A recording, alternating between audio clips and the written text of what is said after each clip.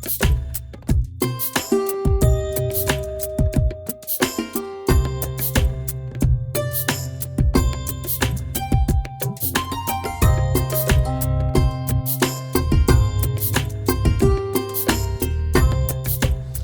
वालेकुम, मैं हूं आपका होस्ट अब्दुल रहमान। आज मैं मौजूद हूं मकबरा जानी खान में।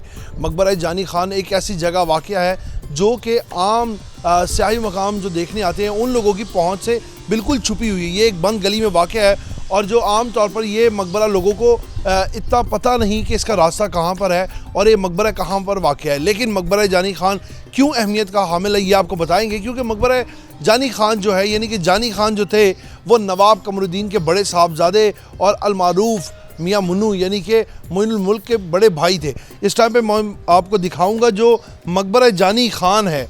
अगर आपको मेरे कैमरामैन दिखाएं तो इसकी ताज़ीन और आराइश, तामीर और मुरम्मत का काम तेज़ी से जारी है। हम इससे पहले यहाँ पर आके एक प्रोग्राम किया था तो ये बिल्कुल खंडरात में तब्दील हो गया था, लेकिन उसके बाद यहाँ पे तज़ीन और आराइश का काम शुरू हो चुका है। आपको तज़ीन और आराइश का काम तो दिखाएंगे, लेकिन उससे पहले आपको मकबरा जानी खान से मंसूब जो है वो बताते हैं कि इसके पीछे हक़ाइक़ क्या हैं। जो जानी खान थे वो नवाब कमरुद्दीन खान के बड़े बेटे और मोइनुल मुल्क अलमारूफ मियाँ मुन्नू के बड़े भाई थे। जानी खान को मुग़ल हुक्मरानों ने निज़ामुल दौला का खिताब दिया था।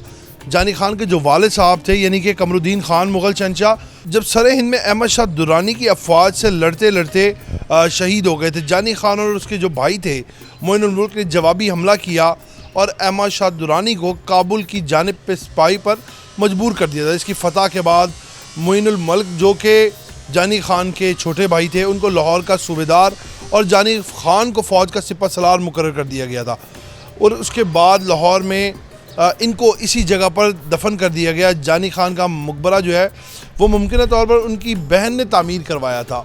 तो ये तकरीबन इसकी जो वो हिस्ट्री है जो हमने आपको बताई। अब आप देखें कि ये मकबरा जानी खान जो है ये किस वजह से अहमियत का हामिल है। उसकी वजह यही है कि ये उस दौर में फ़ौज के सिपह सलार थे, लेकिन ये एक हिडन प्लेस पे वाक़या है, यानी कि आम तौर पर अमूमन लोगों को नहीं पता कि जानी खान का मकबरा कहाँ पर वाक़या है। इसलिए ज़्यादातर जो लोग हैं वो शाही किला और दीगर तारीख़ी मकामात तो आते हैं देखने के, लेकिन जानी खान का ना पता होने की वजह से वो यहाँ नहीं आते। जो अब इसके ताज़ीन और आराइश के काम की बात कर लेते, जब हम लोग यहाँ पर पहले आए थे एक प्रोग्राम करने, तब ये मकबरा जो था वो बिल्कुल एक खंडरात में था, खंडरात की शक्ल पेश करता था। यकीन करें कि यहाँ पर खौफ तारी होता था जब आप इसके अंदर दाखिल होते थे। बड़ी बड़ी झाड़ियाँ थी, अतराफ़ में बड़े बड़े दरख्त मौजूद थे, जंगली जड़ी बूटियाँ मौजूद थी, अंदर बहुत ज़्यादा खस्ता हाल था। ये दर व दीवार जो थे ये सब टूट फूट का शिकार थे, ये जाली के बहुत बुरे हालात थे। अभी इसका मुकम्मल ताज़ीन और आराइश का काम शुरू किया गया है। नीचे जो है मट्टी खड्डे हुआ करते थे, अंदरूनी अहाता बहुत खस्ता हाल का शिकार था। उसके बाद जो बैरूनी इसका हिस्सा है, बैरूनी फ्लोर जो है वो आपको अगर मेरे कैमरामैन दिखाएं तो बाकायदा मुगलिया आर्ट के तरीके से इसकी फ्लोरिंग की जा रही है। नया फ़र्श बिछाया जा रहा है ताकि ये मुगलिया आर्ट की तरह ही दोबारा से नज़र आए जैसे मुगलिया दौर में होता था। उनकी बहन ने जैसे इसको तामीर करवाया था ये वैसे ही हो। और इसके साइडों पे आप दरो दीवार देखें, बाकायदा तौर पे मुझे लगता है कि नई बना दी गई है और इसके दो रास्ते बनाए गए हैं छोटे छोटे। एक जो बिल्कुल सामने आपको मेरे कैमरामैन दिखाएं तो छोटा सा दाखिली रास्ता है जो कि भगवानपुरे वाली साइड से इस मकबरे के अंदर दाखिल होता है और एक दूसरी जानिब दूसरी गली से बैक साइड पे इसका मेन रास्ता दिया गया है। और यहाँ पर इस टाइम पे देखें आप दरो दीवार जो ख़राब हो चुके थे उनको दोबारा से बनाया गया है और इस साइड पे बाकायदा यहाँ पर ताज़ीन और आराइश का जो है सामान मटेरियल ला के रखा गया है और इसका काम बड़ी ही तेज़ी से हो रहा है।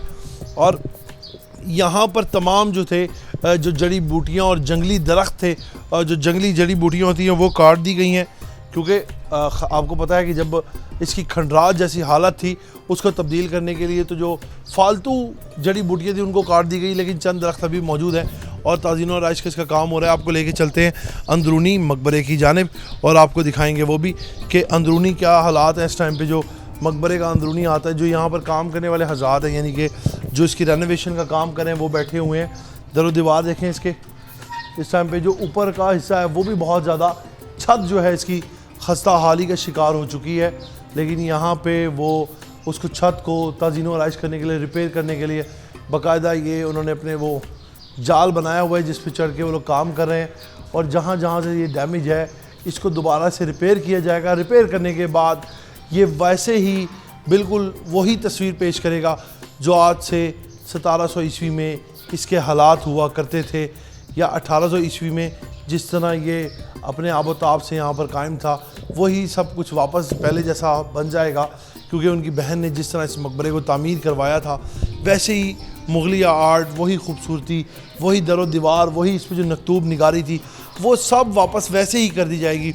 जब इसको बनाया गया जैसी इसकी कंडीशन हुआ करती थी, ये बिल्कुल वापस वैसा ही हो जाएगा। यकीनन ये चंद दिनों में या कुछ माह में ये काम मुकम्मल हो जाएगा और मकबरा जानी खान दोबारा से लोगों की जो है तवज्जो का मरकज़ बनेगा। लोग यहाँ पर दोबारा आएंगे और आके यकीनन मकबरा जानी खान देखा करेंगे, क्योंकि ये भी एक कदीमी वर्सा है जो हमारे मुल्क में मौजूद है, जहाँ पर दूसरे कदीमी वर्सा मौजूद है जैसे कि शाही किला, बादशाही मस्जिद, मकबरा जहांगीर और नूरजहाँ का मकबरा। इसी तरह मकबरा जानी खान को भी तारीख़ में ख़ास अहमियत हासिल है।